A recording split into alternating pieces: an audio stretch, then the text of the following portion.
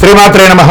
సద్గురు జ్యోతిష్యాలయం వారి యొక్క విశ్వావసునామ సంవత్సర 2025 మార్చి 29 నుండి మొదలు పెడితే మళ్ళీ 2026 మార్చి 28 వరకు వచ్చే ఈ తెలుగు నూతన సంవత్సరంలో వచ్చినటువంటి సంవత్సర రాశి ఫలితాలని మనం ఇప్పుడు తెలుసుకోబోతున్నాం. మకర రాశి వారు ఉత్తరాషాఢ నక్షత్రం 2, 3, 4 పాదములు, శ్రవణ నక్షత్రం మరియు ధనిష్ట 1, 2 పాదాలకు జన్మించిన మీరు మకర రాశి వారిగా పరిగణించబడుతున్నారు. ఈ విశ్వావసునామ సంవత్సర శుభాశుభ ఫలితాలు ఎలా ఉన్నాయి చూద్దాం.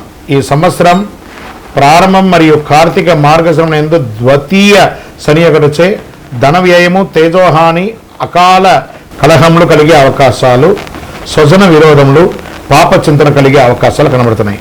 కానీ ఒక శుభం ఏమంటే 7.5 సంవత్సరాలుగా పడుతున్నటువంటి మీ యొక్క కష్టం తొలగి శని భగవానుడు స్థానం మారుతున్నాడు.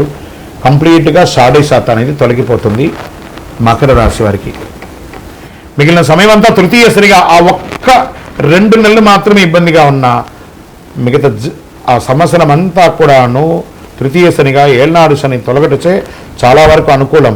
కాలం రుణవిముక్తి, భూగృహ యోగం, సంపాదన, ఉద్యోగ ప్రాప్తి కలుగుతుంది. స్వబుద్ధితో యత్నించిన కార్యక్రమాన్ని సిద్ధిస్తుంది. అన్నదమ్ముల మధ్య గొడవలు ఏమన్నా ఉంటే తొలగిపోతాయి. పేచీలు పరిష్కారమయ్యే అవకాశాలు ఉన్నాయి. చైత్ర వైశాఖముల యందు పంచమ గురువు ఒకటొచ్చే చాలా వరకు పరిస్థితులు అనుకూలిస్తుంది. ప్రత్యేకించి విదేశాలకు వెళ్ళాలనుకున్న వాళ్ళకి, విదేశాల్లో ఉన్న వాళ్ళకి శుభవార్తలు వినే అవకాశాలు ఎక్కువ కనబడుతున్నాయి.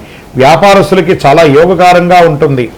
ఈ యూనివర్సిటీస్లో చదివే వాళ్ళు, మాస్టర్ డిగ్రీస్ చేసేవాళ్ళు, రీసెర్చ్ చేసేవాళ్ళు, లేదా సైంటిస్టులకి, కళాకారులకి, వీళ్ళకందరికీ కూడా చాలా అద్భుతం. చదువు పుట్టలుగా ఉన్నటువంటి చదువుని నమ్ముకున్న వాళ్ళకి అందరికీ కూడా ఈ సంవత్సరం మకర రాశి వారికి చాలా అద్భుతంగా ఉంటుంది.